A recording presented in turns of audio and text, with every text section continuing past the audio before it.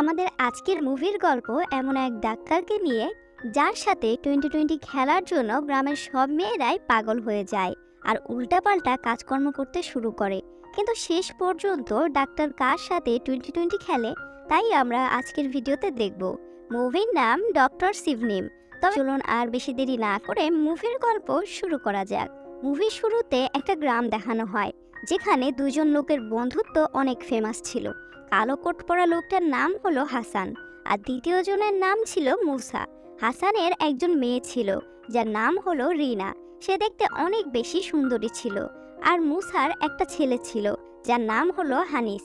তার বিয়ে রিনার সাথে ঠিক করা ছিল, কিন্তু রিনা হানিসকে একদমই পছন্দ করত না।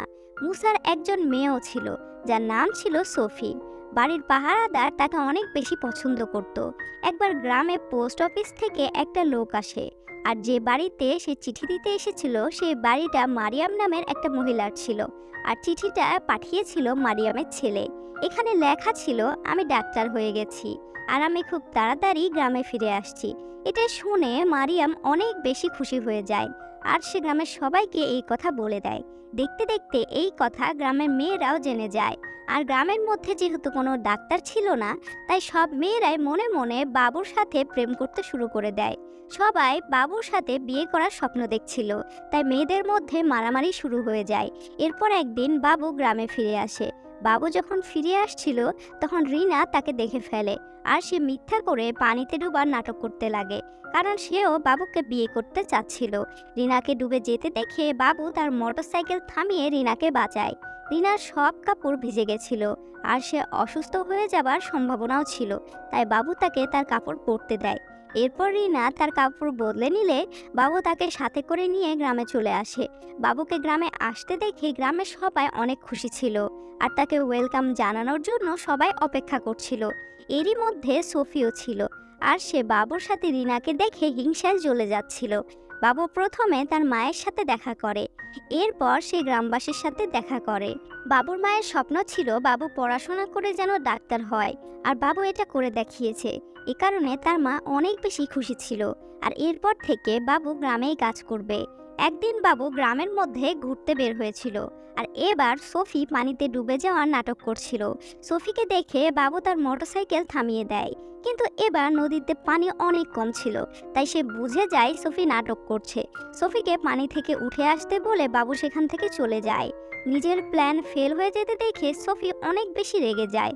এরপর বাবু যখন বাড়িতে আসে, তখন সোফির বাড়ির পাহারাদার বাবুর বাড়িতে আসে, আর সে সোফির অনেক জ্বর হয়েছে বলে বাবুকে তার সাথে করে নিয়ে যায়। এটা শুনে বাবুও সোফিদের বাড়িতে যায়।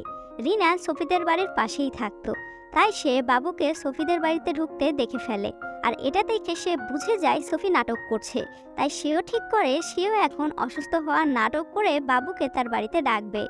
এইদিকে বাবু সবাইকে বলে সে সোফিকে একা দেখতে চায়, কারণ যাতে তার অসুখ কারো না হয়ে যায়।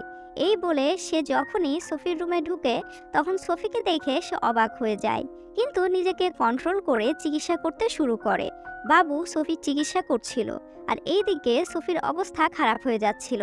বিষয়টা অনেকটা বাড়াবাড়ির দিকে চলে যাচ্ছিল। কিন্তু তখনই রুমের মধ্যে সোফিদের বাড়ির দারোয়ান চলে আসে।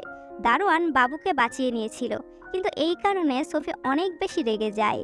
এর কিছুক্ষণ পর রিনাও অসুস্থ হওয়ার নাটক করতে শুরু করে, আর এখানেও বাবুকে ডাকা হয়। বাবু আসার পরে সে রিনার চিকিৎসা করতে শুরু করে। বাবুও রিনাকে পছন্দ করত, তাই রিনাও সুযোগ বুঝে বাবুকে তার মনের কথা বলে দেয়। পরের সিনে আমরা দেখি মাঠে কিছু বাচ্চারা খেলছিল, আর বাবু দূর থেকে দাঁড়িয়ে তাদেরকে দেখছিল। তখনই খেলতে খেলতে একটা বাচ্চার আঘাত লেগে যায়, আর বাবু তাড়াতাড়ি করে তার চিকিৎসা করতে শুরু করে। বাবু বাচ্চাদের অনেক বেশি পছন্দ করত, আর বাচ্চারাও তাকে অনেক ভালোবাসতো। এরপর একদিন একটা বোরখা পরা মহিলা বাবুর বাড়িতে আসে। সে আর কেউ না, রিনাই ছিল। রিনা বাবুকে বলে, আমি তোমাকে ভালোবাসি আর তোমাকেই বিয়ে করতে চাই। বাবুও রিনাকে বলে, আমিও তোমাকে অনেক ভালোবাসি। কিন্তু তখনই বাবুর মা সেখানে চলে আসে, আর রিনা সেখান থেকে চলে যায়। এরপর একদিন একটা স্টেশন থেকে মোটরসাইকেলে বাবু তেল নিচ্ছিল। স্টেশনের লোকটার অনেক বেশি চুলকানি হচ্ছিল। লোকটা বাবুকে বলে, আজকে সকাল থেকে আমার এই অবস্থা, আর আমি এই কারণে অনেক বেশি বিরক্ত। এরপর বাবু যখন মোটরসাইকেলে তেল নিয়ে গ্রামের মধ্যে ফিরে আসে, তখন সে দেখে গ্রামের অনেকগুলো লোকেরই চুলকানি হচ্ছে। বাবু যখন তাদেরকে এই বিষয়ে জিজ্ঞেস করে, তখন তারা বলে আজকে সকাল থেকেই তাদের চুলকানি হতে শুরু করেছে। এই কথা শুনে বাবু তাড়াতাড়ি করে বাড়িতে এসে এই চিকিৎসার ওষুধ খুঁজতে শুরু করে। বাবু চুলকানির ওষুধ খুঁজে বের করেছিল, আর সে গ্রামের মধ্যে এই ওষুধ বিতরণ করে দেয়। গ্রামের লোকেরা চুলকানির কারণে অনেক বেশি অতিষ্ঠ ছিল, আর তারা বাবুর দেওয়া ওষুধও ব্যবহার করছিল। আস্তে আস্তে তাদের চুলকানি একদম ভালো হয়ে যায়। আসলে তারা নোংরা পানি ব্যবহার করেছিল, যার কারণে তাদের চুলকানি হয়েছিল। বাবু গ্রামের লোকেদের কাছে ওষুধের 1 টাকাও নেয়নি। তার জন্য গ্রামের লোকেরা তাকে উপহার হিসেবে অনেক কিছু দিতে আসে।